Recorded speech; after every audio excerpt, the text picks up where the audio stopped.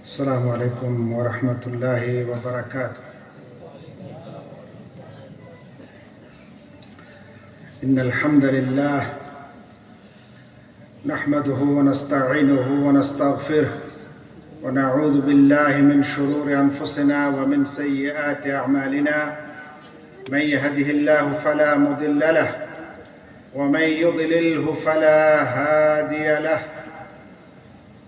وأشهد أن لا إله إلا الله وأشهد أن محمدًا عبده ورسوله.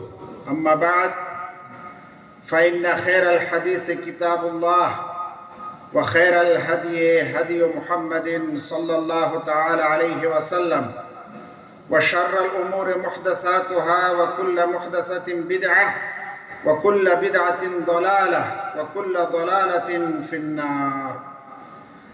أعوذ بالله من الشيطان الرجيم. يا أيها الذين آمنوا أطيعوا الله وأطيعوا الرسول وأولي الأمر منكم، فإن تنازعتم في شيء فردوه إلى الله والرسول إن كنتم تؤمنون بالله واليوم الآخر، ذلك خير وأحسن تأويلا। অত্র মহতি দিনী সম্মেলনের সম্মানিত সভাপতি মহাশয়, অত্যন্ত প্রিয় এবং যোগ্যতম সঞ্চালক ডক্টর মাজহারুল হোসেন এবং স্টেজে উপস্থিত কলকাতা থেকে আগত আমাদের প্রাক্তন আলোচক সম্মানিত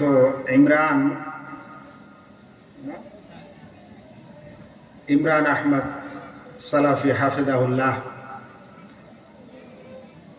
সম্মানিত শ্রোতাবৃন্দ, পর্দার আড়ালে মা ও বোনেরা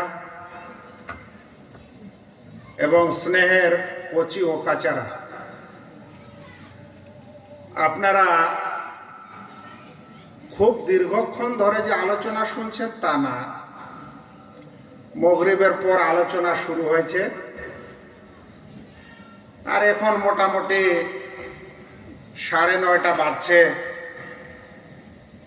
তাতে হয়েছে 3-4 ঘন্টাই তো। জালসাতে মানুষ একজনেই 3 ঘন্টা আলোচনা করে, আর এখানে আপনারা 40 মিনিট, খুব বেশি তো 45 মিনিট করে মানুষের কাছে আলোচনা শুনছেন। তাতে অধৈর্য হওয়ার কোনো বিষয় না, আশা করি, নাকি? তবে আরো এরকমই 40-50 মিনিট আপনাদেরকে একটু ধৈর্য ধরতে হবে। কিছু কথা যেটা আমার বিষয় আছে সে সম্পর্কে আমি আপনাদেরকে কিছু ইনশাআল্লাহ আপনাদের জিজ্ঞাসা মনের খোরাক দেওয়ার চেষ্টা করব। আল্লাহ যেন আমাদের প্রত্যেক ভাইকে সঠিক শোনার, বুঝার এবং তারপর আমল করার তৌফিক দান করেন, আমিন। সময় অল্প, বেশি ভূমিকা দিব না। কোরআনের একটি আয়াত প্রথমে পাঠ করা হয়েছে, প্রথমে সেই অনুবাদটা করি। অনুবাদটা শুনেন। সূরা নিসা 59 নম্বর আয়াত।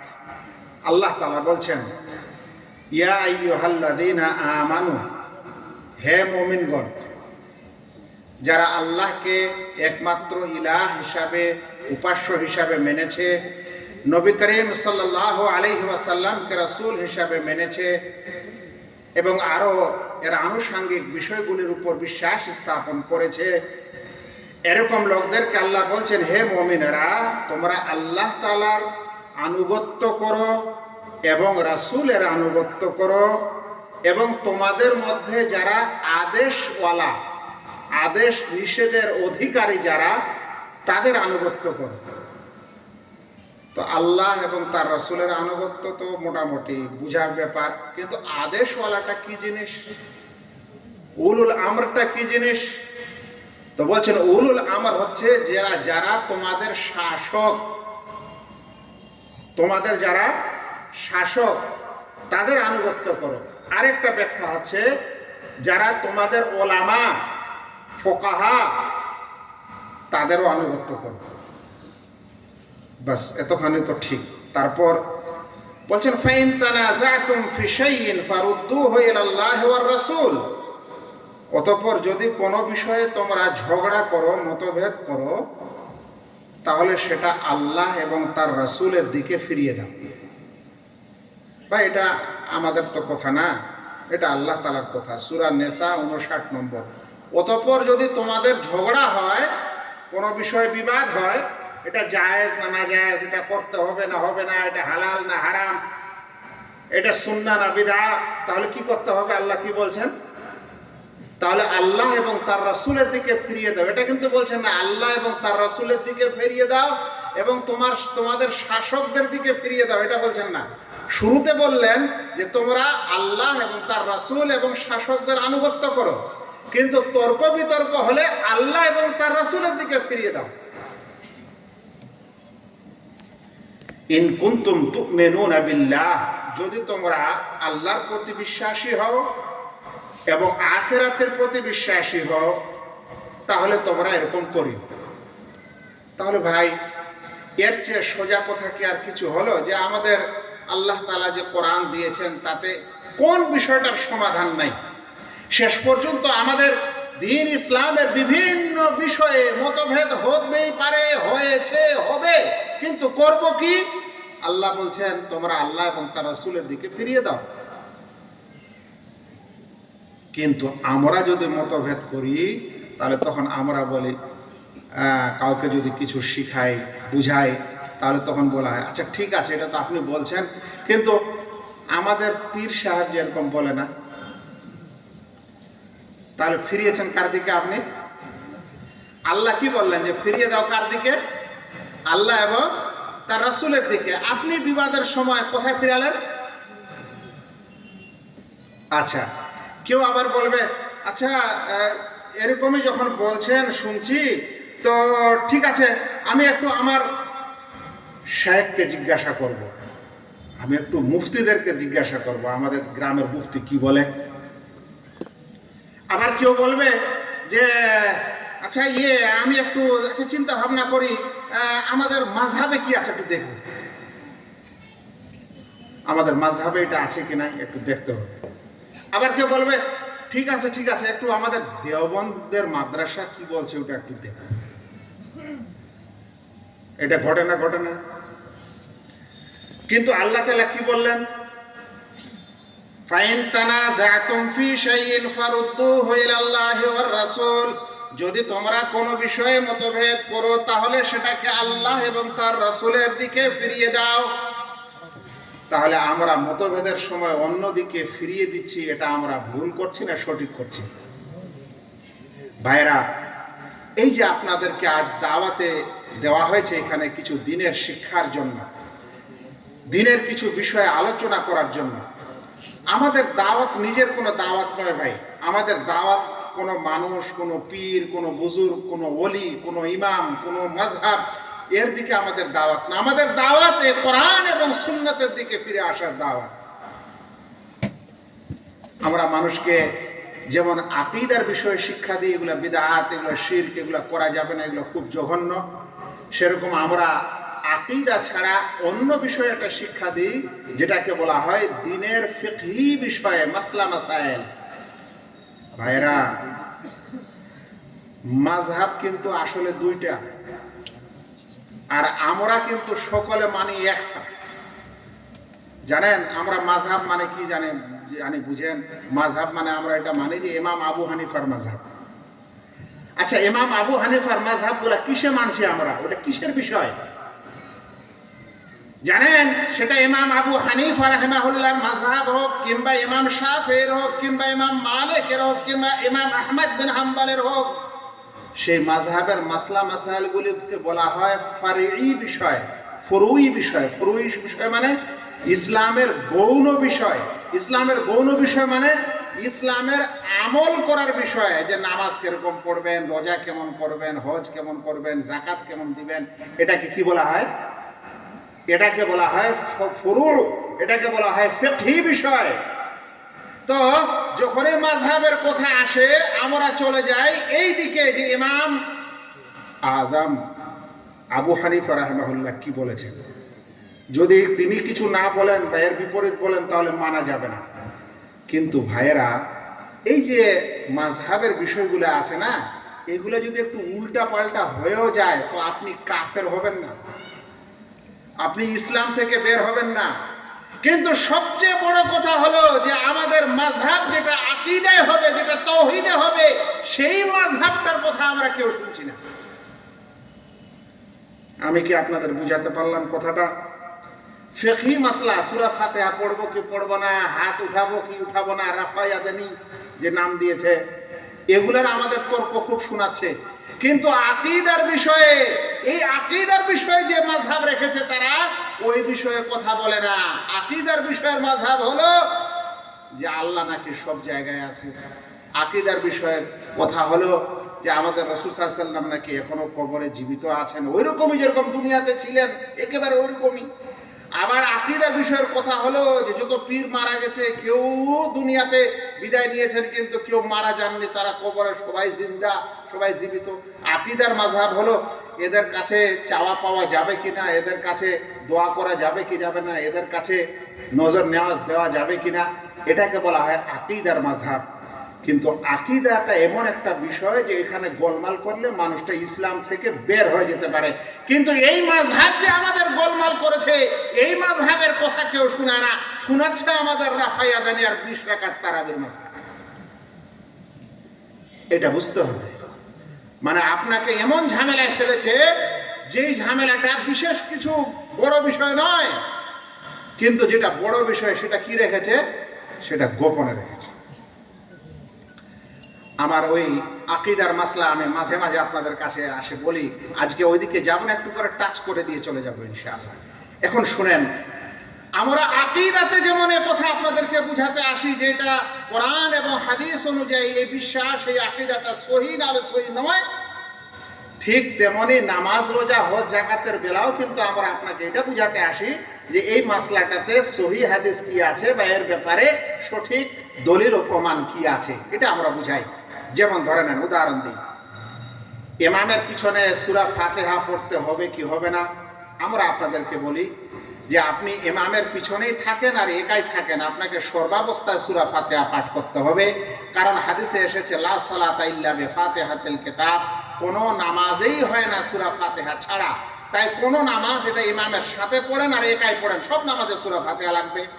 কিন্তু আমাদের কিছু ভাই আছেন, তারা নিজের মাযহাব অনুযায়ী বুঝাবেন যে না ভাই, ইমামের পিছনে থাকলে কোনো সূরা পড়তে হয় না। হয় না?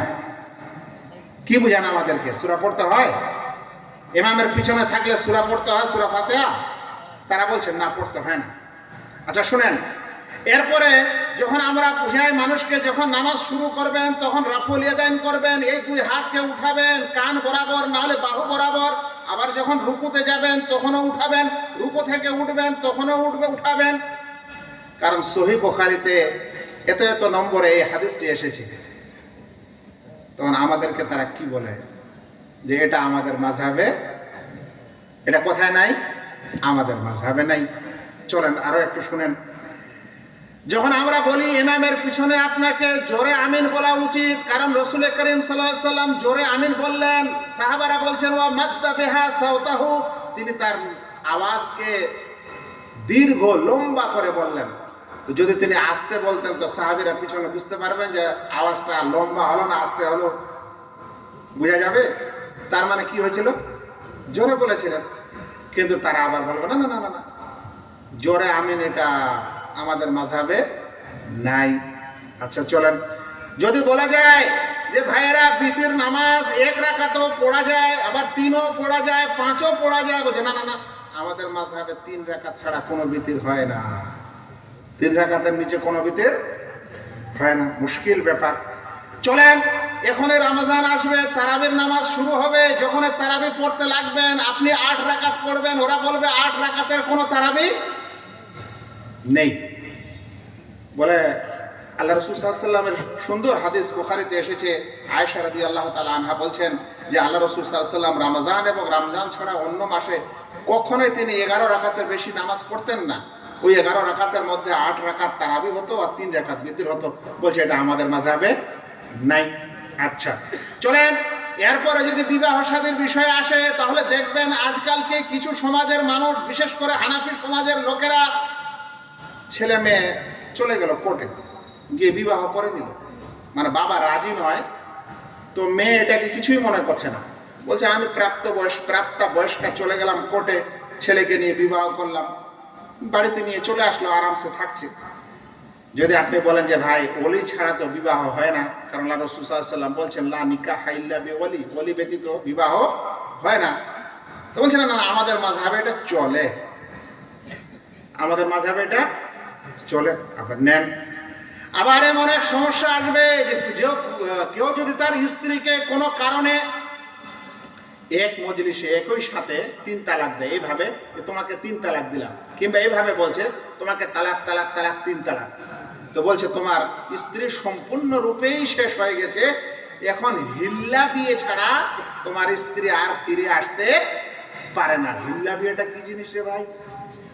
গোটা ইন্ডিয়া তোলপাড় হয়ে গেল, গোটা ইন্ডিয়া তোলপাড় হয়ে গেল। হানাফি মাযহাবের ভাইয়েরা টাসে মাস নেই হুয়া, একদম বদনাম করিয়ে ছাড়লো আমাদেরকে। মানে এখন কোন মানুষ যদি এভাবে তালাক দেয় তাহলে এটা কয়টা তালাক হবে? কারণ একজন স্বামী 3টা তালাকের হক রাখে। এখন 3টা তালাকের ইসলামে নিয়ম হচ্ছে একটা তালাক দেন, তারপরে 3 ইদ্যত অপেক্ষা করেন, হয় ফিরিয়ে নেন, নাহলে আবার একটা দেন 3 ইদ্যত পর, 2টা হয়ে গেল। এবার আপনার হাতে আরেকটা তালাক আছে, দ্বিতীয় তালাকের পর আবার 3টা ইদ্যত আছে, 3 মাস মোটামুটি। ওই সময় যদি মনে হলো ফিরিয়ে নিলেন তো নিলেন, না নিলে আবার 3য় তালাক দিয়ে দেন। 3য় তালাক দেওয়ার পর আপনি আর স্ত্রীকে ফিরাতে পারেন না। ইসলাম বলছে এটা শাস্তি, যে তুমি যদি ওই স্ত্রীকে আবারও বিবাহ করতে চাও তাহলে তো সোজা নয়, যাকে তুমি এইভাবে তালাক দিয়ে বের করেছো তুমি চট করে আবার বিবাহ করবে। বলছেন না, তাহলে তার অন্য জায়গায় কোথাও বিয়ে শাদী হবে স্বইচ্ছায়। ওরা যদি কখনো ছাড়ে নিজ ইচ্ছায় তাহলে তোমার বিয়ে হবে। এখন যারা হুট করে 3 তালাক একসাথে দিয়ে দিয়েছে, ইসলাম দিতে বলেছে 1 তালাকের পর 3টা ইদ্যত অপেক্ষা করেন, তারপরে 1 তালাক দেওয়ার পর 3টা ইদ্যত অপেক্ষা করেন, তারপরে 1 তালাক দেন, এগুলো সব বাদ দিয়ে হট করে একসাথে 3 তালাক। এখন যখন 3 তালাক দিয়েছে তখন এটা কয় তালাক হয়েছে? বিরাট ঝামেলা। তো বলছে যে না না না, এটা 3 তালাকে হয়ে গেছে, হিল্লা বিয়ে ছাড়া আর এটা জায়েজ হবে না। আর আমরা দেখছি রাসূল করিম সাল্লাল্লাহু আলাইহি ওয়াসাল্লামের যুগে এরকম একটা ঘটনা ঘটেছে। আল্লাহ রাসূল সাল্লাল্লাহু আলাইহি ওয়াসাল্লামের যুগে, আবু বকর রাদিয়াল্লাহু আনহুর যুগে, উমর রাদিয়াল্লাহু তাআলা আনহুর খেলাফতের শুরুর দিকে এরকম 3 তালাককে একই তালাক মনে করা হতো। তো বলছে না না না, এটা আমাদের মাযহাবে চলে না। এখন কথা হলো যে এখানে যে কথাগুলি বলা হচ্ছে, যে আমরা যখন মানুষকে বুঝাচ্ছি যে এরকম জায়েজ আছে কিংবা এটা নাজায়েজ আছে, এর পক্ষে এটা দলিল, এটা বুখারীর হাদিস, এটা সহিহ মুসলিমের হাদিস, এটা তিরমিজির হাদিস, এটা আবু দাউদের হাদিস, তখন আমাদের কিছু ভাই চট করে বলছেন তোমরা কি ইমাম আবু হানিফার চাইতে বড় আলেম হয়ে গেছো? আমাদের ইমাম কি এসব হাদিস জানতেন না?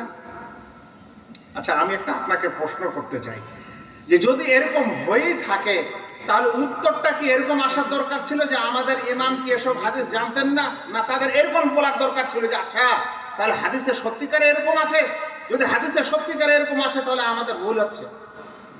এই কথা না বলে কি বলছে যে আমাদের ইমাম কি এসব হাদিস জানতেন না, মানে সে মনে করছে যে আমাদের ইমাম এসব হাদিস জানতেন, জানার পরও আমাদের ইমাম এরকম ফতোয়া দিয়েছেন, তাই ইমামের কোথায় নিতে হবে, আপনার হাদিস নেওয়া যাবে না। যদিও আপনি বুখারী শরীফকে খুলে একেবারে দেখেন, প্রথমে কথা বলছিল যে না না এগুলা বুখারী, এরা ওয়াহাবিদের বুখারী, এরা নিজে ছাপিয়েছে। এখন যখন বলা হলো ঠিক আছে আপনারই বুখারী নিয়ে আসেন, এবার ওর বুখারী নিয়ে এসে যখন আপনি দেখাবেন তখন বলছে না না ইসকা কোই মতলব হ্যায়, নেন আর হাদিস নেবেন না। তাহলে ইমাম সাহেবেরা কি এটা বলে গেছিলেন যে আমরা যেটা ফতোয়া দিব সেই ফতোয়াটাই তোমরা নিবে, আমার বিপরীতে যদি হাদিস পাওয়া যায় তাহলে তোমরা নিবে না, এরকম কি ইমামেরা বলে গেছিলেন? ভাইরা আমার প্রশ্ন আপনারা বুঝতে পারছেন তো? এবার চার ইমামের চারটি কথা আপনাদের শোনায় যে তারা কি বলে গেছেন দুনিয়াতে, যে যদি তাদের ফতোয়া থাকে কোনো বিষয়ে আর যদি আমরা ওর বিপরীতে হাদিস পাই তাহলে ইমাম সাহেবেরা কি বলে গেছেন চার ইমামের চারটা উক্তি শোনাই। এক নম্বর উক্তি খুদ ইমাম আবু হানিফা রাহিমাহুল্লাহ, তিনি বলছেন ইদা সাহহাল হাদিস ফাহুয়া মাযহাবি, যদি হাদিস সহিহ হয় তাহলে সেটাই আমার মাযহাব। কে বলছেন এটা? ইমাম আবু হানিফা। আর ইমাম আবু হানিফার এই যুগের অনুসারীরা বলছে কি হাদিস যদি সহিহ হয় তারপরও আমি এটা নিব না, আমার ইমাম যেটা বলেছে সেটা নিব।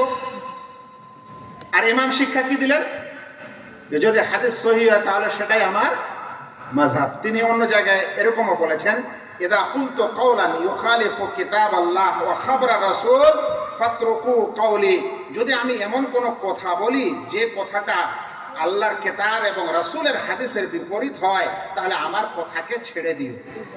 আচ্ছা ভাই, ইমাম আবু হানিফা রাহিমাহুল্লাহর মতো একজন মুত্তাকি মানুষ, পরহেজগার মানুষ, তার কাছে একটা হাদিস আসবে আর তিনি বলবেন না তোমার হাদিসটা নিও না, এটা বলতে পারে?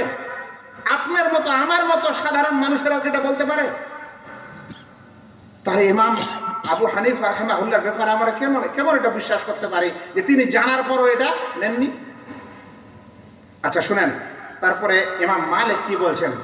ইমাম মালিক রাহিমাহুল্লাহ সেই ইমাম যিনি মদিনার ইমাম, মদিনার মসজিদে বসে তিনি দার্স দিতেন। আল্লাহ রাসূল সাল্লাল্লাহু আলাইহি ওয়াসাল্লামের কবরকে লক্ষ্য করে একদিন বলছেন যে কুল্লুন ইউখাযু ওয়া ইউরাদ ইল্লা সাহিবা হাদাল কবর, পৃথিবীর সব মানুষের কথা নেওয়াও যেতে পারে আবার ছাড়াও যেতে পারে, কিন্তু এই কবরওয়ালা বাদ দিয়ে। কবরওয়ালাটা কে? আমাদের রাসূল সাল্লাল্লাহু আলাইহি ওয়াসাল্লাম বলছেন পৃথিবীর সকলের কথা নেওয়াও যেতে পারে, মানে দ্বীনের বিষয়ে কথা নেওয়াও যেতে পারে আবার ছাড়াও যেতে পারে, কিন্তু কার কথা? রাসূল সাল্লাল্লাহু আলাইহি ওয়াসাল্লামের কথা কেউ এটা বলতে পারে না যে কিছুটা নেব আর কিছুটা নেব না, এটা বলা যেতে পারে না। এটা কে বলেছেন? ইমাম মালিক। ইমাম শাফিঈ রাহিমাহুল্লাহর একটি মন্তব্য শুনেন, তিনি বলেন আজমাআল মুসলিমুন আলা আন্না মান ইস্তাবানাত লাহু সুন্নাতু রাসূলিল্লাহ সাল্লাল্লাহু আলাইহি ওয়াসাল্লাম, পৃথিবীর সকল মুসলিমদের এটা ঐক্যমত আছে, ইত্তেফাক আছে যে যদি রাসূল সাল্লাল্লাহু আলাইহি ওয়াসাল্লামের কোনো সুন্নত স্পষ্ট হয়ে যায় লাম ইয়াকুল লাহু আন ইয়াদাহা লিকাউলি আহাদিন মিনান নাস, তাহলে কোনো মানুষের মন্তব্যের কারণে সেই হাদিসকে প্রত্যাখ্যান করা যাবে না। এটা কে বলেছেন? এখন যদি আমরা বলি যে না আমাদের ইমামকে এটা জানতো না, অথচ আমাদের ইমাম বলছেন যে তোমরা যদি জানতে পারো তাহলে অন্য মানুষের কথা নেওয়া তোমাদের জন্য জায়েজ হবে না। এবার চলেন আহমদ বিন হাম্বল রাহিমাহুল্লাহর কথা। তিনি বলছেন লা তুকাল্লিদুনি, তোমরা আমার তাকলিদ করো না, মানে আমার অন্ধ অনুসরণ করো না। ওয়ালা তুকাল্লিদ মালিকান ওয়ালা শাফি ওয়ালা আউজাই ওয়ালা তাওরি, এবং মালিক, শাফি, আউজাই, তাওরি এদেরও তোমরা অন্ধ অনুকরণ করিও না। ওয়া খুদ মিন হাইথু আখাযু, তারা যেখান থেকে ইসলামের বিধান নিয়েছে তোমরাও সেখান থেকে নাও। তারা কোথা থেকে নিয়েছে? তারা কোরআন এবং সুন্নাত থেকে নিয়েছে, তাই আমাদেরকে কোথা থেকে নিতে হবে? সেখান থেকে নিতে হবে। আচ্ছা ভাইয়েরা, এখন বলেন তো তাহলে যে মানুষ বলল যে আমাদের ইমাম কি এসব হাদিস জানেন না, তার মন্তব্যটা কতখানি সঠিক? শুনেন, জোহরি, ইমাম জোহরি একজন তাবি, তার মৃত্যু হয়েছে 124 হিজরিতে। 124 হিজরি মানে রাসূল সাল্লাল্লাহু আলাইহি ওয়াসাল্লামের মৃত্যু হয়েছিল 23 হিজরিতে, আর ইনার বয়স হচ্ছে 124, তার মানে আল্লাহ রাসূল সাল্লাল্লাহু আলাইহি ওয়াসাল্লামের মৃত্যুর 101 বছর পর তার জন্ম। তিনি বলছেন কানা মান মাযা মিন উলামাইনা ইয়াকুলুন, যে আমাদের ওলামারা যারা বিগত হয়ে গেছেন তারা বলতেন, তাহলে তিনি 100 বছর পর জন্ম নিয়েছেন আল্লাহ রাসূল সাল্লাল্লাহু আলাইহি ওয়াসাল্লামের মৃত্যুর, আর তিনি বলছেন যে আমার সামনের ওলামারা বলতেন। তাহলে ওই সকল ওলামার বয়স কত ছিল? রাসূল সাল্লাল্লাহু আলাইহি ওয়াসাল্লামের মৃত্যুর পর কারো 50, কারো 60, কারো 70 এরকম বয়স হবে। তো তিনি বলছেন যে আমাদের ওলামারা বলতেন আল ইতিসামু বিসুন্নাহ নাজাত, সুন্নতকে যে ধরে থাকবে এটা তার জন্য নাজাতের ওসিলা, নাজাতের কারণ, পরিত্রাণের কারণ। ভাইরা, এখন আপনারা বলেন তাহলে আমরা যারা এরকম মন্তব্য করি সত্যিকারে আমরা ইমামদের কথাই আসলে জানি না, নাকি ভাই? যদি জানতাম তাহলে আমরা এরকম কথা বলে এই হাদিসগুলো ছাড়তাম না। কারণ ইমামরাই বলছেন যে তোমরা হাদিস মানো, ওপরের কথা ছাড়ো। এই পয়েন্টটা এখানেই থাকলো, সময় কম, বেশি বলা যাবে না। এবার দ্বিতীয় পয়েন্ট চলে। আচ্ছা, এবার একটা প্রশ্ন শুনেন তো, যে যদি আমরা এরকম মনে করি যে আমাদের ইমামের মাযহাবে এটা নেই, সে কারণে মানা যাবে না, অর্থাৎ মাযহাবটা মানা জরুরি হয়ে গেল, তাহলে এটা না বোঝা গেল? মাযহাব মানা কি হয়ে গেল? ওই মাযহাব মানা জরুরি হলো, কিন্তু ওই হাদিস যেটা মাযহাবের বিপরীত হলো সেটা মানা জরুরি হলো না। এখন যদি মাযহাব মানা জরুরি হয়, যেরকম তারা বলেন যে চারই মাযহাবে চারই ফরজ, এটা শিক্ষা দেয় না আমাদেরকে? চার মাযহাবে কত ফরজ? চার মাযহাবে চার ফরজ। আচ্ছা, তো এখন একটা প্রশ্ন তো আসতে পারে যে আচ্ছা, যেই সময় মাযহাব সৃষ্টি হয়নি, মানে ইমামরা এখনো দুনিয়াতেই আসেননি, আর তার পূর্বে মানে আল্লাহ রাসূল সাল্লাল্লাহু আলাইহি ওয়াসাল্লামের পর আর ইমামদের জন্ম হওয়া পর্যন্ত যেই লোকেরা দুনিয়াতে ছিল তাদেরকে কোনো মাযহাব ছিল? তাহলে ওরা ফরজ তরক করে, ফরজ ছেড়ে মারা গেছে। আর ওরা যদি ফরজ ছেড়ে মারা যায় তাহলে ওরা কি হয়ে গেল? হ্যাঁ ভাই, ফরজ ছেড়ে মারা গেলে জান্নাতি না জাহান্নামী? ফরজ ইবাদত ছেড়ে মারা গেলে ক্ষমা আছে? তাহলে যদি কেউ ফরজ ছেড়ে মারা যায় তাহলে কোথায় যাবে? জাহান্নামে যাবে। তাহলে আল্লাহ রাসূল সাল্লাল্লাহু আলাইহি ওয়াসাল্লামের পর আর ইমামদের জন্ম হওয়ার পূর্বে যারা দুনিয়াতে ছিলেন তাদের কাছে কোনো মাযহাবই ছিল না এই চার মাযহাবের, তাহলে এখন তো তারা কি সবাই জাহান্নামী? আরে ভাই, আমি যদি আপনাকে একটা জিজ্ঞাসা করি, আচ্ছা ইমাম আবু হানিফা রাহিমাহুল্লাহর মাযহাব কি ছিল? ইমাম আবু হানিফার পরের না আপনি বলবেন আমি হানাফি ছিলাম, তো উনি কোনটাতে ছিলেন? ইমাম শাফিঈ কোনটাতে ছিলেন? ইমাম মালিকের মাযহাব কি ছিল? ইমাম আহমদ বিন হাম্বলের মাযহাব কি ছিল? তাহলে তো আপনি কোনো মাযহাবই দেখাতে পারবেন না। আর যদি একটা ফরজ হতো তাহলে আবু হানিফা রাহিমাহুল্লাহ প্রথমে এসেছেন, তাহলে বাকিগুলো আর অন্য মাযহাব আবিষ্কার করতে পারতই না। তার মানে এটা কি হচ্ছে? এখানে আমাদেরকে এমনি একটা খালি ফরজ শিখিয়ে দেওয়া হলো যে চার মাযহাবের মধ্যে এক মাযহাব মানা ফরজ। আর যদি ফরজ হয় তাহলে প্রশ্ন এটাই যে তাদের জন্মের আগে যারা জন্ম নিয়েছিল দুনিয়াতে রাসূল সাল্লাল্লাহু আলাইহি ওয়াসাল্লামের মৃত্যুর পর, ওরা তাহলে এখন কোথায় যাবে? কারণ শুনেন, ইমাম আবু হানিফা রাহিমাহুল্লাহর জন্ম হচ্ছে ৮০ হিজরিতে, আর মৃত্যু হচ্ছে ১৫০ হিজরিতে। আর ইমাম মালিকের জন্ম হচ্ছে ৯৩ হিজরিতে, আর তার মৃত্যু হচ্ছে ১৭৯ হিজরিতে। আর ইমাম শাফিঈর জন্ম হচ্ছে ১৫০ হিজরিতে, আর তার মৃত্যু হচ্ছে ২০৪ হিজরিতে। আর ইমাম আহমদ বিন হাম্বলের জন্ম হচ্ছে ১৬৪ হিজরিতে, আর তার মৃত্যু হচ্ছে ২৪১ হিজরিতে। আমি সব তথ্য বাদ দিয়ে একদম সিধা সাপটা বলে নিচ্ছি যে ইমাম আবু হানিফা রাহিমাহুল্লাহ যেহেতু প্রথম তিনি বড় ছিলেন বয়সের দিক দিয়ে, তাহলে ১৫০ হিজরিতে তার মৃত্যু। এখন ১৫০ হিজরি এবং আল্লাহ রাসূল সাল্লাল্লাহু আলাইহি ওয়াসাল্লামের মৃত্যুর মাঝে যেই লোকগুলা ছিল এগুলার কি কারো মাযহাব আছে? আমার কথাটা বুঝতে পারেননি? তাহলে আপনি যদি বলেন যে মাযহাব মানা ফরজ, এখন এদের কি হবে? আর একটু মাথাটা নাড়া দেন। আচ্ছা, ফরজ জিনিসটা এটা আল্লাহ বলবে না দুনিয়ার মানুষ বানাবে? তো রাসূল সাল্লাল্লাহু আলাইহি ওয়াসাল্লাম যেদিন মারা গেছেন সেদিনে তো সব ওহী বন্ধ, তার ফরজ আসলো কি করে? মানে এতখানি কি মাথায় কোনো আমাদের নাই, কোনো ধারণাই কি নাই আমাদের যে ফরজ তো সেটা হবে না যেটা আল্লাহ আমাদের দিবেন? দুনিয়ার কোনো মানুষ তো ফরজ করতে পারবে না। আমি ধরে নিলাম রাসূল সাল্লাল্লাহু আলাইহি ওয়াসাল্লামের যুগে ওহী নাযিল হয়েছে, তাহলে না ফরজ হবে? তো আল্লাহ এবং তার রাসূল কোথায় এই চারজনের নাম নিলেন যে আমাদেরকে মানা জরুরি? চারটার মধ্যে একটা।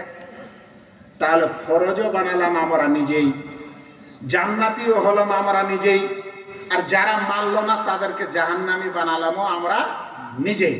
আর আমরা হলাম এমন মূর্খ, এরকম শিখালো আর আমরা এরকমই বিশ্বাস করে নিই।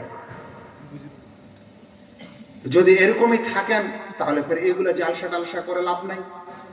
আর যদি কিছু মাথায় জ্ঞান ট্যান আসে নিতে চান তাহলে কিন্তু একটু বুঝতে হবে যে আপনাকে কোথায় রাখা হলো এবং কি বলা হচ্ছে, একটু বুঝতে হবে। শুনেন ভাইরা, আপনারা আশ্চর্য হবেন যে আমাদেরকে যে কথা বলা হচ্ছে যে আমাদের ইমামরা কি এসব হাদিস জানতেন না। মানে আপনি কি মনে করছেন একজন মানুষের কাছে দ্বীনের সব জ্ঞান আছে? হ্যাঁ ভাই, জানেন মুসা আলাইহিস সালাম এর একটি ঘটনা এসেছে, ওই যে মুসা আলাইহিস সালাম এবং খিদির আলাইহিস সালামের ঘটনা, ওটা বলা যাবে না ঘটনাটা। মুসা আলাইহিস সালামের এই ঘটনাটার কারণ হলো মুসা আলাইহিস সালাম বানু ইসরায়েলে ওয়াজ করছিলেন কোনো এক ক্ষেত্রে, তাকে জিজ্ঞাসা করা হলো যে এই দুনিয়াতে সবচেয়ে জ্ঞানী মানুষকে, তো সে বলল আমি। তিনি বলেছিলেন কি আমি, এটা বলল না যে হ্যাঁ আল্লাহ ভালো জানেন, এ কথা বলেননি। তখন আল্লাহ তাআলা তাকে বলেছিলেন আচ্ছা তুমি তাহলে যাও, তোমার চাইতে বড় জ্ঞানী আছে ওই খিজির। তখন না নৌকায় সফর করে গেছিল ঘটনা নিতে। আচ্ছা, তো একজন রসুলের কাছে সব ইলিম হতে পারে না, আর অন্য মানুষের কাছে সব ইলিম হবে? আল্লাহ বলছেন ওমা উতীতুম মিনাল ইলমি ইল্লা কালিলা, তোমাদের যা ইলিম দেওয়া হয়েছে এটা খুব অল্প। আচ্ছা বলেন তো, ইমাম আবু হানিফা তো আল্লাহ রসুলের সাহাবী ছিলেন, এরা সকলে তাবা তাবেঈন, মানে সাহাবের পর একটা পিঢ়ি গেছে তারপরে তাদের জন্ম হয়েছে। তো যারা রসুল সাল্লাল্লাহু আলাইহি সাল্লামের সাথে ছিলেন ওরা বেশি জ্ঞানী হবে না তারপরের গুলা হবে? বলেন না গো। যারা রসুল সাল্লাল্লাহু আলাইহি সাল্লামের দিন রাতে সাথী তারা দিনের জ্ঞান বেশি হবে না তারপরের গুলা হবে? আর ওদের মধ্যে যারা সবচেয়ে রসুল সাল্লাল্লাহু আলাইহি সাল্লামের নিকটে থাকতেন, আবু বকর, ওমর, উসমান ও আলী, যাদেরকে জান্নাতের সুসংবাদ দিয়েছেন, আপনারা একটু তাদের দুই একটা ঘটনা শোনাই। একটা আবু বকর রাদিয়াল্লাহু তাআলা আনহু আর একটা ওমর রাদিয়াল্লাহু তাআলা আনহু। এটি কোনো ঘটনা নয়, এটি একটি হাদিস। হাদিসটিকে তিরমিজি এবং ইবনে মাজায় বর্ণনা হয়েছে। ইবনে মাজার হাদিস নম্বর হচ্ছে 2724। ঘটনা হলো এই যে একজন দাদি জাআত জাদ্দা ইলা আবি বকর as-সিদ্দিক তাসআলুহু মিরাতাহা, একজন দাদি আল্লাহ রসুল, একজন দাদি আবু বকরের কাছে এসেছে। আল্লাহ রসুল সাল্লাল্লাহু আলাইহি ওয়াসাল্লামের মৃত্যুর পর আবু বকর রাদিয়াল্লাহু তাআলা আনহু খলিফা হয়েছেন।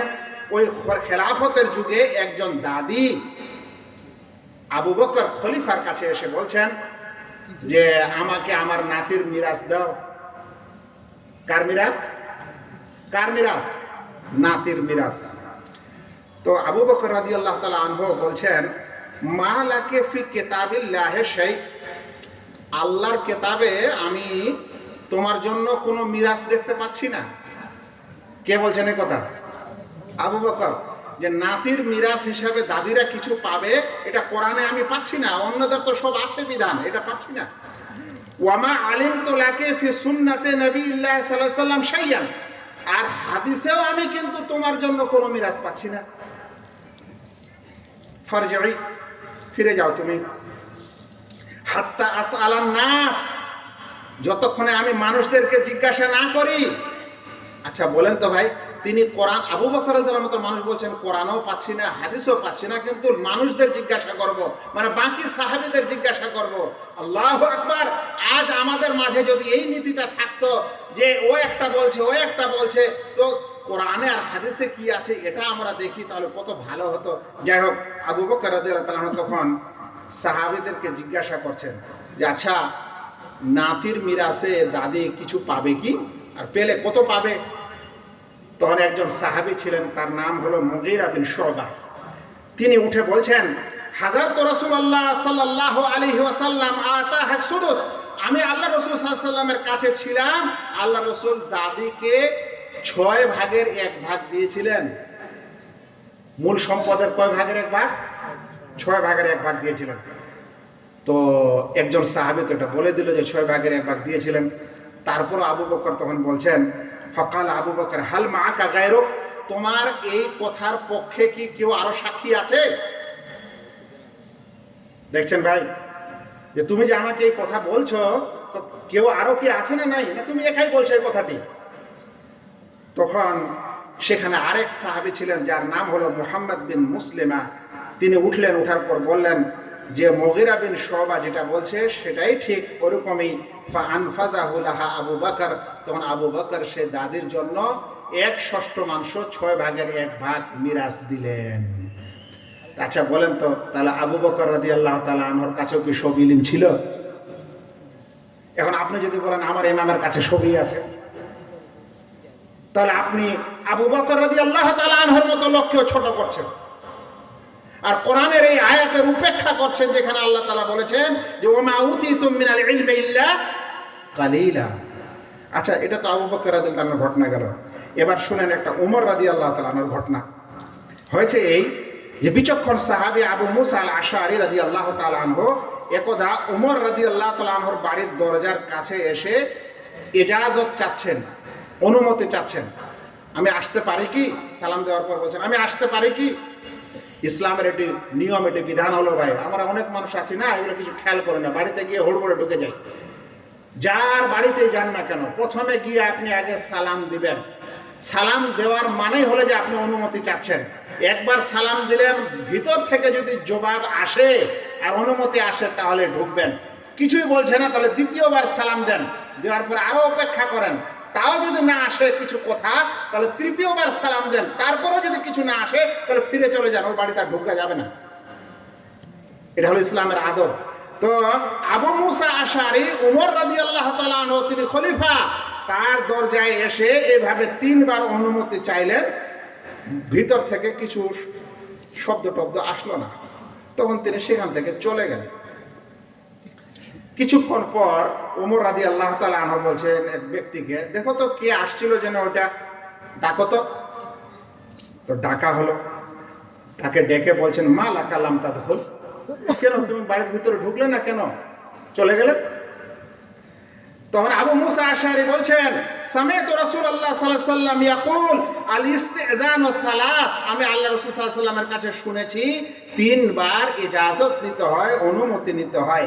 ফাইন আযিনা লাকা ফাদখুল, যদি অনুমতি বাড়িওয়ালা দেয় তাহলে ঢোকো, ওয়া ইল্লা ফারজি, নাহলে ঘুরে ফিরে চলে যাও। তখন ওমর রাদিয়াল্লাহু তাআলা বলছে ওয়া মাই ইয়ালাম হাদা, এ কথা আর কে জানে? তুমি কি একাই জানো এই কথা, না আর কেউ জানে? যাও নিয়ে আসো, যদি না আনতে পারো তোমার এই পক্ষে কথা, তাহলে তোমার খবর আছে। উমর রাদিয়াল্লাহু তাআলা তো একটু গরম মানুষ, তো লাফালান্না কাদা কাদা, এরকম এরকম তোমাকে শাস্তি দিব। উনি বাইরে গিয়ে সাহাবী খুঁজছেন যে এই বাড়িতে ঢোকার অনুমতির হাদিস কে জানে। তো যে সাহাবীরা বসেছিলেন তার মধ্যে আবু সাঈদ খুদরি রাদিয়াল্লাহু তাআলা আনহু, আরো কয়েকজন সাহাবী এটা শুনেছেন। তো আবু সাঈদ খুদরি রাদিয়াল্লাহু তাআলা আনহু আসলেন, আসার পর ওমর রাদিয়াল্লাহু তাআলা আনহুকে এই সাক্ষী দিলেন। এখন বলেন তো, তাহলে ওমর রাদিয়াল্লাহু তাআলা আনহুর কাছে কি দ্বীনের সব ইলম ছিল? আচ্ছা, তাদের কাছে যে ছিল না, তাও কি আমরা জবরদস্তি বলবো যে না সবই ছিল? তো আমরা ইমামদের ব্যাপারে এরকম মনে করছি, আছে কি নাই আমাদের কাছে কিছু জানা নাই, তারপর আমরা বলছি না সবই ছিল। এটা তো মারাত্মক বিষয়। তাহলে তার কিছুই বলা যাবে না আপনাকে, আপনি যদি এরকম মনে করেন।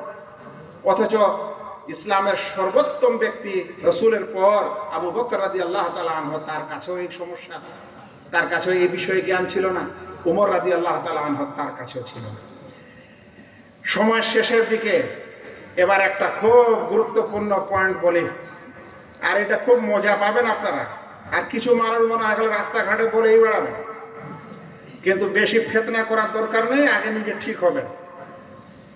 ইমাম আবু হানিফা রাহিমাহুল্লাহ, যার সম্পর্কে আজকালে তাদের কিছু অনুসারী ভাই আমাদের এরকম বলছেন হাদিস শোনালে যে আমার ইমাম কি এটা জানতো না, তার মানে জানার পরেও এটা করেননি, তাই আমরাও করব না। আর তাদের ধারণা যে না, তাদের ইমাম সবকিছুই জানতেন। আমি তাদের বই থেকে আপনাদেরকে এমন 10টি মাসলার কথা বলবো, যে 10টি মাসলায় ইমাম আবু হানিফা বলেছিলেন আমি জানি না। কিন্তু এক বইতে লেখা হয়েছে 7টি, আরেক বইতে লেখা হয়েছে 10টি, আরেক বইটিতে লেখা হয়েছে 14টি। আমি যে তথ্যটা নিয়ে এসেছি আমি ওই বই থেকে নিয়ে এসেছি, যেটা আমি স্বচক্ষে দেখলাম। আর যে বইটা আমার হাতে স্বচক্ষে নাই, সেটার উদ্ধৃতিটা নিয়ে এসেছি, হাওয়ালাটা নিয়ে এসেছি, কিন্তু মানে স্বচক্ষটা আমি দেখিনি। কিন্তু যেই বইটাতে এই ইবারতটা, এই তথ্যগুলি তাদের বই, হানাফি মাযহাবের বই, সেই বইতে তারা লিখেছেন এমন 10টি মাসলা, যে মাসলা ইমাম আবু হানিফা বলেছেন যে আমি জানি না। কিন্তু আপনি বলছেন যে না আমার ইমাম সবই জানে। কিন্তু শুনেন ওনারা নিজে কি বলেছেন। বইটির নাম হচ্ছে হাশিয়াতুত তাহতাবি, হাশিয়াতুত তাহতাবি আলা দুররিল মুখতার শারহ তানবীরুল আবসার ফি মাযহাবিল ইমাম আবি হানিফা ছাপা হয়েছে দারুল কুতুব আল ইলমিয়া বেইরুত লেবনান থেকে। আর এই বইতে এই তথ্যগুলি লেখা হয়েছে, যেটা আমি আপনাদের কাছে নিয়ে এসেছি। এছাড়াও তাদের নিজের বই রাদ্দুল মুহতার ৫ম খণ্ড ৬০৮ নম্বর পৃষ্ঠাতে এই তথ্যগুলি এসেছে। যদি এই রাদ্দুল মুহতার বইটি মাকতাবা জাকারিয়া দেওবন্দের ছাপা হয়। কি কি এমন বিষয় ছিল যে ইমাম আবু হানিফা রাহমাহুল্লাহকে জিজ্ঞাসা করা হয়েছিল, তিনি বলেছিলেন আমি জানি না? ১ নম্বর, আমি বলছি আপনাদেরকে 10টি তথ্য নিয়ে এসেছি। 1 নম্বর, তাকে জিজ্ঞাসা করা হয়েছিল আতফাল ও আহলে শিরকে আয়না মাহাল্লুহুম, মুশরিকদের বাচ্চা, মুশরিকদের শিশু বাচ্চা সাবালক হওয়ার আগে যদি মারা যায়, মুসলিমদের বাচ্চা মুসলিম ঘরে জন্ম হয়েছে তাই মুসলমানই ধরা হবে, কিন্তু অমুসলিম মুশরিকদের বাড়িতে বাচ্চা জন্মগ্রহণ হয়েছে আর ও বালেগ হয়নি, তো সাবালক না হলে তো তার উপর শাস্তি নাই। তাহলে মুশরিকদের বাচ্চারা কোথায় যাবে, জান্নাতে না জাহান্নামে? তো তিনি বলেছিলেন আমি জানি না। বুঝতে পারলেন? এটা কে বলেছিলেন? ইমাম আবু হানিফা রাহিমাহুল্লাহ। 1 নম্বর, হাতে হাতে গুনেন, 5টা আঙ্গুল, 5টা গুনেন, একটা হবে। 2 নম্বর, তাকে জিজ্ঞাসা করা হয়েছিল যে যদি গাধা কোনো পানির পাত্রে বা খাবার পাত্রে মুখ লাগিয়ে দেয়, তাহলে সেই গাধার ঝুঁটা পাক না না পাক? গাধার এঁঠো পাক না না পাক? কেন জানেন? গাধা খাওয়া জায়েজ না হারাম? খান নাকি আপনারা? চুপচাপ আছেন কেন? গাধা হালাল না হারাম? গাধার গোশত হারাম। এখন যদি সেটা হারাম পশু হয়, তাহলে ওই হারাম পশু যদি পানিতে মুখ দেয় বা আপনার খাবারের মুখ দেয়, তাহলে ওই খাবারটা পাক থাকবে না না পাক থাকবে? আপনারা উত্তর দিচ্ছেন ইমাম আবু হানিফা বলছেন আমি জানি না। আপনারা উত্তর দিচ্ছেন তো, কিন্তু ইমাম আবু হানিফা রাহিমাহুল্লাহ বলছেন কি আমি জানি না। এটা 2। 3, তাকে জিজ্ঞাসা করা হয়েছিল হালিল মালাইকা আল কিরাম মুফাদ্দালা আম আম্বিয়াউল্লাহ তাআলা, আল্লাহর ফেরেশতারা কি বেশি ফজিলতপূর্ণ, আল্লাহর ফেরেশতারা কি বেশি সম্মানীয়, না নবীগণ বেশি সম্মানীয়? নবীগণ দুনিয়াতে যে এসেছিলেন, এই সকল নবীরা বেশি সম্মানিত ছিলেন না আল্লাহর ফেরেশতারা বেশি সম্মানিত? তো তিনি বলেছিলেন আমি জানি না।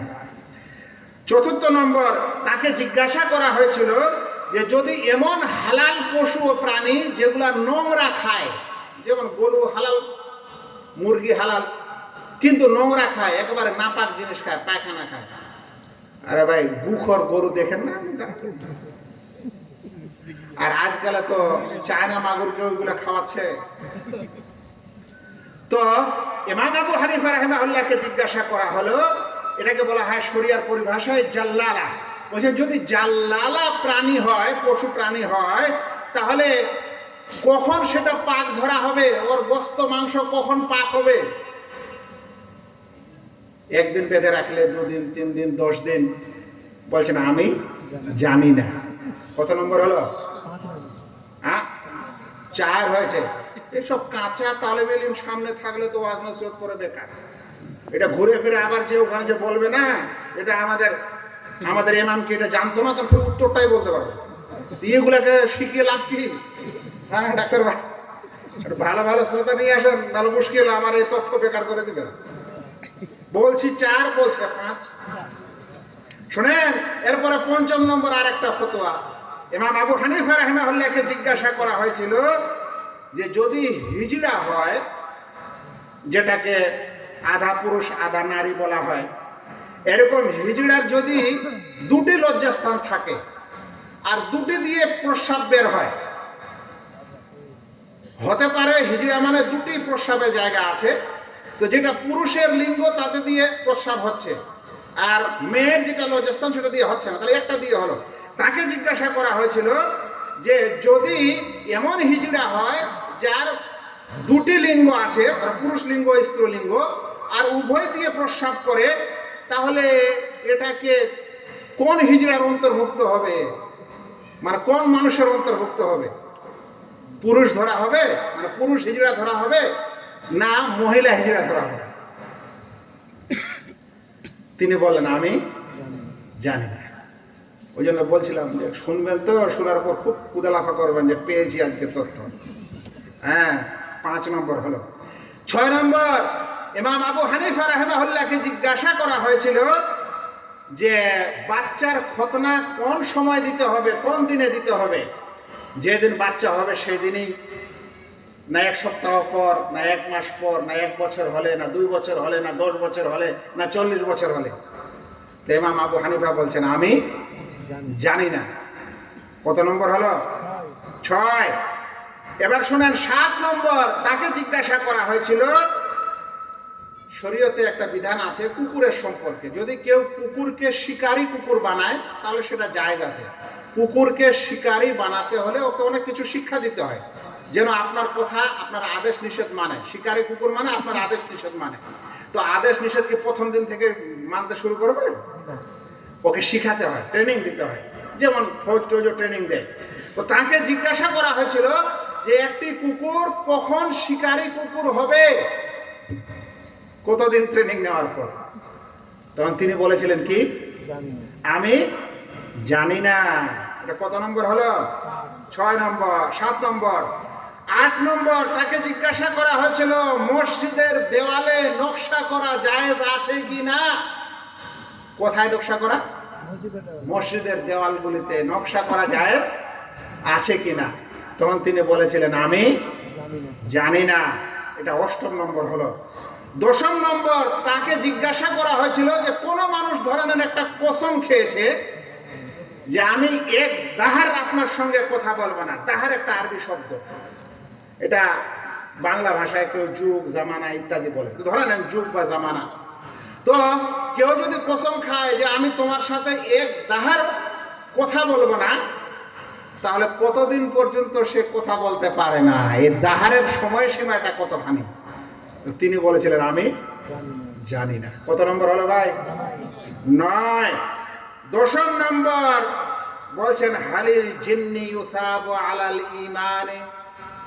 একজন মানুষ ঈমান আনার পর আল্লাহ যেমন তাকে বদলা দেন, গুনাহ করলে যেমন তাকে শাস্তি দেন, কিয়ামতের মাঠে জিনদেরকেও কি এরকমই করা হবে? আমাদের মতোই কি হিসাব নিকাশ করা হবে, বদলা দেওয়া হবে, না হলে শাস্তি দেওয়া হবে? তো তিনি বলেছিলেন আমি জানি না। ভাইয়েরা, তো এটা স্বয়ং হানাফি মাযহাবের নিজের বই হাশিয়াতুত তাহতাবি আলা দুররুল মুখতার শারহ তানবীরুল আবসার ফি মাযহাবিল ইমাম আবি হানিফা, দারুল কুতুব আল ইলমিয়া বেইরুতে ছাপা সেই বইতে এটা লেখা হয়েছে। তাহলে এখন আপনি বলেন, আপনি কোন অনুসারী হলেন গো যে আপনি অন্ধভক্ত? আপনি বলছেন যে না আমার ইমাম সবই জানেন। আচ্ছা, তাহলে এখন কি বোঝা গেল? যে দিনের সমস্ত জ্ঞান কোন এক ব্যক্তির কাছে হওয়া জরুরি নয়। আবু বকর রাদিয়াল্লাহু তাআলা আনহু কোন সময় বলেছেন এটা আমি জানি না, মানুষের কাছে জিজ্ঞাসা করব। উমর রাদিয়াল্লাহু তাআলা আনহু বলেছেন। আবার আবু হানিফার জীবনী থেকেও এটা প্রমাণিত। এখন একটি শেষ কথা, তাহলে এরকম যে বিশেষ বিশেষ হাদিসগুলির ব্যাপারে দেখা যায় যে তাদের ফতোয়াটা একটা আলাদা। মানে তারা বলছেন, ধরে নেন যে রাফল এদান করা যাবে না। এটা কেন এরকম হয়েছে? 1 নম্বর কারণ হতে পারে যে তার কাছে সেই দলিলটি পৌঁছায়নি। কারণ আপনি শুনলেন যে ইমাম আবু হানিফা রাহিমাহুল্লাহর জন্ম হয়েছে 80 হিজরিতে, আর হাদিসের বইগুলো যে সংকলন করা হয়েছে বা লেখা হয়েছে, হাদিসগুলো জমা করা হয়েছে, এগুলো প্রায় 200 হিজরির পর। তাহলে সমস্ত হাদিস এক জায়গায় সেই সময় ছিল না। সে কারণে হতে পারে যে তার কাছে সেই দলিলগুলি পৌঁছায়নি। 1 নম্বর। 2 নম্বর কারণ হতে পারে হাদিস তো পৌঁছেছিল বটে, কিন্তু তার মনে হয়েছিল যে এই হাদিসটা সহি নয়। কি নয়? হাদিসটা সহি নয়। কারণ সহি হাদিস না হলে তো ফের মাসলা জায়েজ হবে না। এটা একটা কারণ হতে পারে। 3 নম্বর হতে পারে যে তার কাছে এটা মনে হয়েছে যে এই হাদিসটা তো ছিল, কিন্তু এই হাদিসটা রহিত হয়ে গেছে, মানসুখ হয়ে গেছে। ইসলামে কিছু বিধান আছে শুরুর যুগে ছিল, আর পরের যুগে আবার সেটা রহিত করা হয়েছে।